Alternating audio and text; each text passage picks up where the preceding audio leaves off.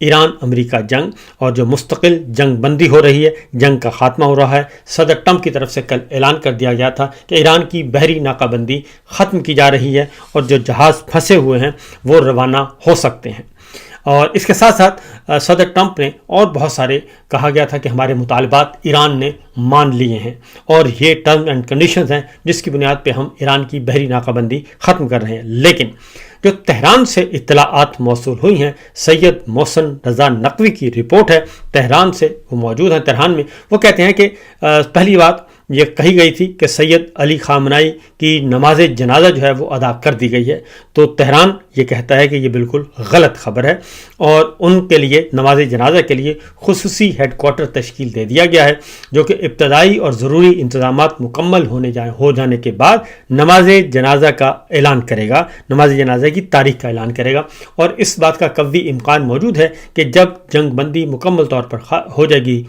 مکمل طور پہ جنگ ختم ہو جائے گی اور ایم او یو کا اعلان کر دیا جائے گا امریکہ کی طرف سے بھی، تب یہ عوامی سطح پہ یہ نماز جنازہ ادا کیا جائے گا ایران میں۔ اور دوسری جانب دوسری خبر یہ ہے کہ ایران کے ذرائع کہتے ہیں کہ صدر ٹرمپ کے دعووں کی ہم تردید کرتے ہیں کہ جو صدر ٹرمپ نے دعویٰ کیا ہے کہ آبنۂ ہرمز کو بغیر کسی ٹیکس کے کھول دیا جائے گا، تو انہوں نے کہا کہ ایران نے تاکید کی ہے کہ سمندری محاصرے کے خاتمے کے بعد آبنۂ ہرمز کو ایران کی طرف سے بنائے گئے فریم ورک کے مطابق کھولا جائے گا اور بحری جہازوں کو دی جانے والی سہولیات، سیکیورٹی، انشورنس، روٹ کلیئرنس وغیرہ کے عوض ایران پیسے وصول کرے گا۔ یعنی یہ بھی صدر ٹرمپ کا جو توقع تھی صدر ٹرمپ کو، وہ صحیح نہیں ہے۔ تیسرا، ایران کی طرف سے کہا گیا ہے کہ صدر ٹرمپ کا یہ دعویٰ کہ ایران ایٹمی پروگرام کا خاتمہ کر دے گا، جبکہ ایرانی ذرائع کے مطابق مذاکراتی متن میں ایٹمی پروگرام یا یورینیم سے متعلق کوئی بات ڈسکس ہی نہیں ہوئی، اور یہ ہے صورتحال۔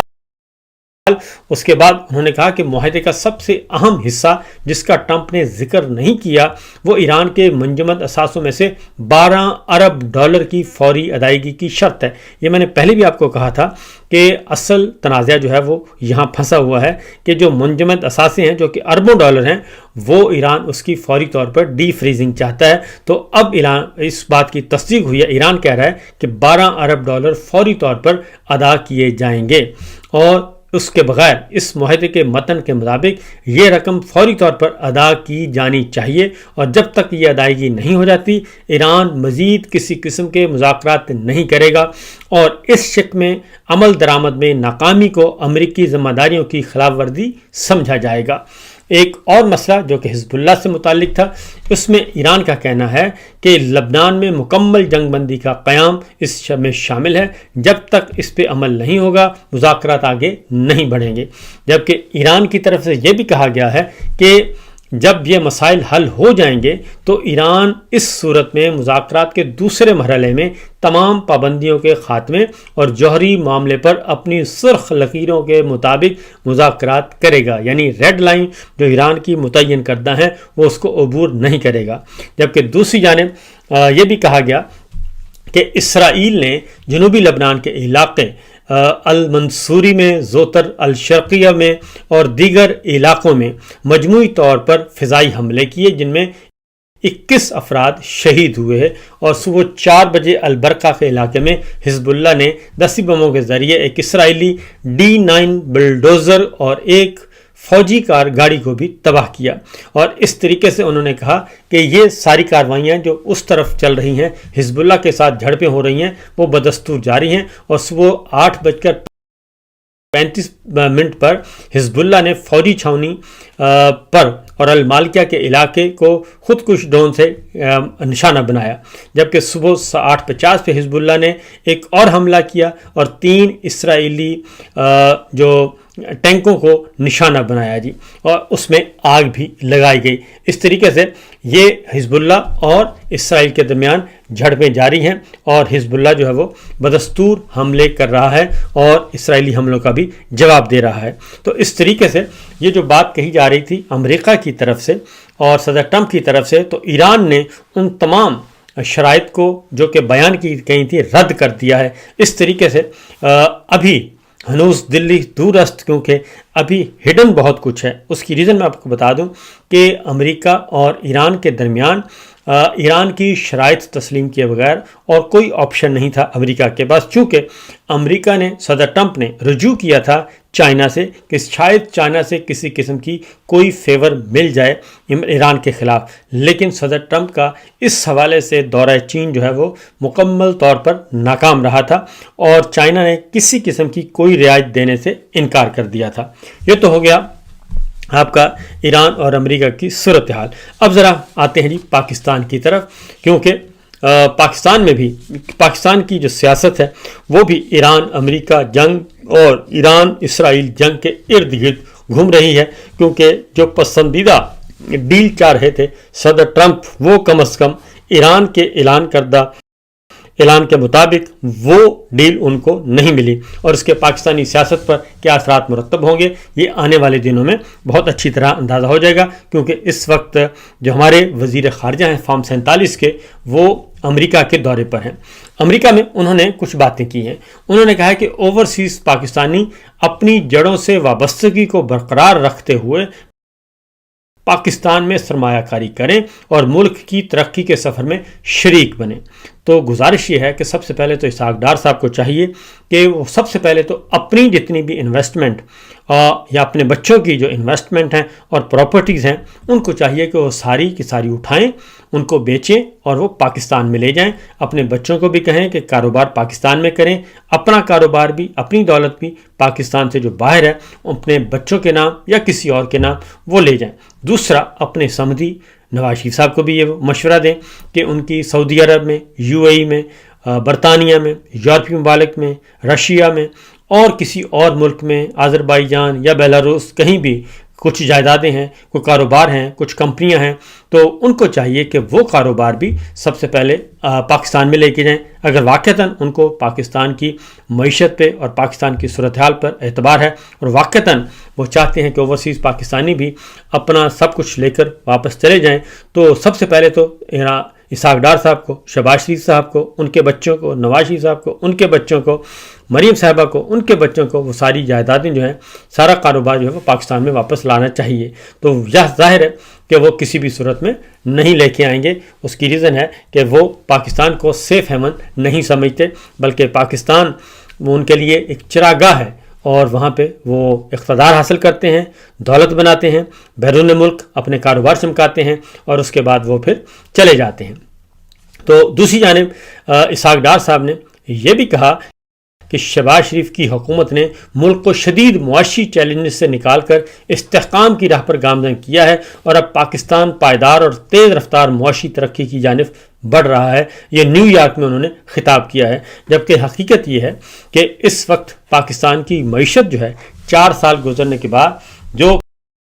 کچھ عمران خان صاحب کے دور میں بہت اچھا تھا وہ اب بدترین شکل اختیار کر چکا ہے. اور جو یہ کہتے ہیں کہ پاکستان جو ہے وہ معاشی استحکام کی طرف گامزن ہے، تو 1 لاکھ ارب روپیہ قرضہ جو ہے وہ 4 سالوں میں لیا گیا ہے، اور دوسری جانب 90 غیر ملکی کمپنیاں پاکستان سے اپنا کاروبار بند کر کے جا چکی ہیں. اور تیسرا یہ کہ خط غربت سے پاکستان کی آدھی آبادی جو ہے وہ گر چکی ہے. یہ ہے صورتحال. مہنگائی، بے روزگاری و انتہا کو پہنچ چکی ہے. 150 ٹیکسٹائل ملز جو ہیں وہ بند ہو چکی ہیں، اور شارٹ فال، جو ٹیکس کا شارٹ فال اپنی جگہ، ایکسپورٹس جو ہیں وہ گر چکی ہیں. $2 ارب سے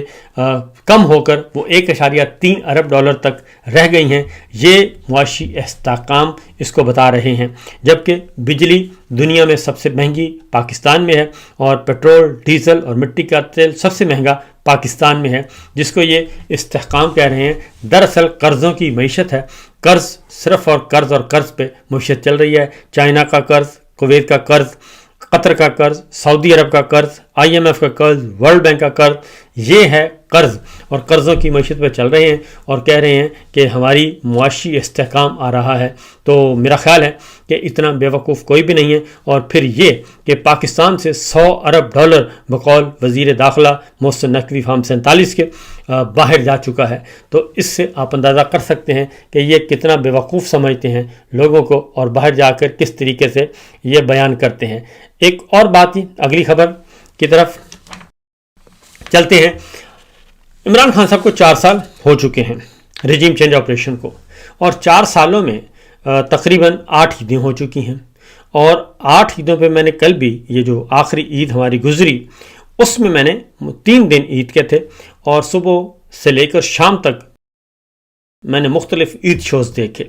اور تمام ٹیلی ویژن چینل سے۔ تو صورتحال یہ ہے کہ عمران خان کے نام لینے پر پابندی ہے، لیکن کوئی بھی ٹاک شو ہے، کوئی بھی عید اسپیشل شو ہے، وہ عمران خان کے ذکر کے بغیر جو ہے وہ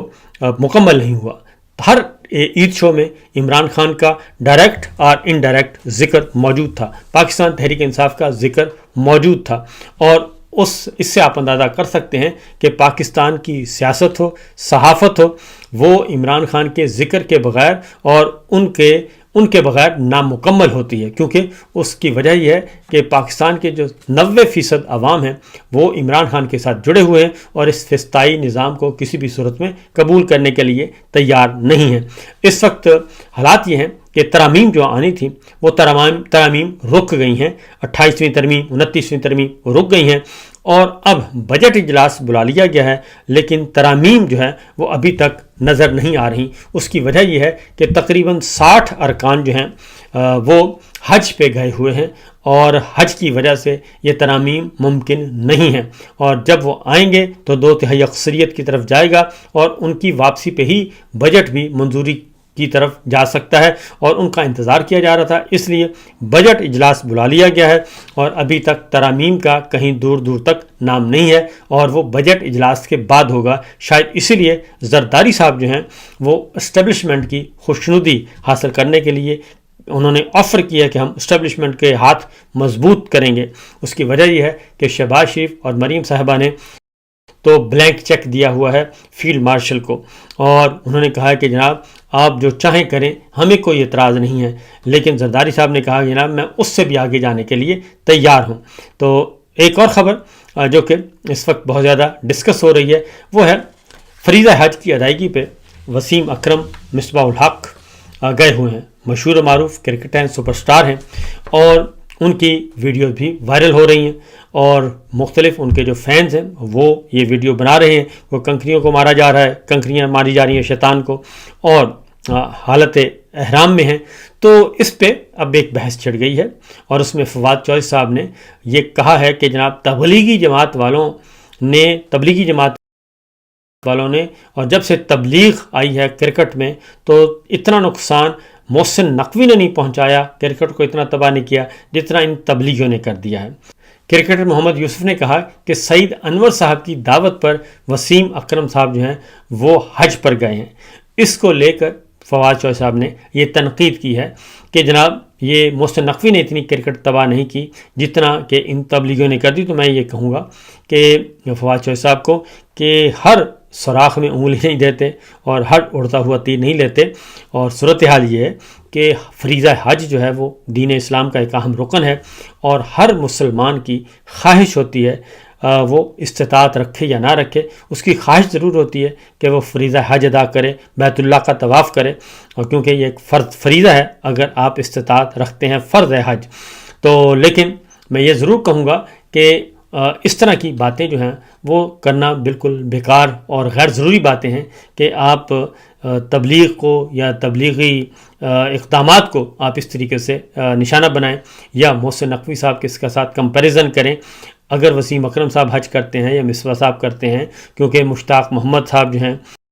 مشتاق محمد ہیں، سعید انور ہیں، وسیم اکرم مصباح ہیں، محمد یوسف ہیں، یہ سب کے سب دین کی طرف راغب ہوئے، اور لیکن یہ سب کے سب اپنے دور کے سپر سٹار ہیں اور بہترین کرکٹر ہیں۔ میرا خیال ہے کہ دین کی وجہ سے کوئی بہتری تو آ سکتی ہے، کم از کم نقصان نہیں ہوتا، اور اس لیے یہ کہنا کہ فریضہ حج کو لے کر اس کو بنیاد بنا کر اور پھر تبلیغی جماعت پہ تنقید کرنا، میرا خیال ہے فواد چوہدری صاحب کو اپنی رائے کو ذرا دوبارہ سے اثر نو اس کا جائزہ لینا چاہیے۔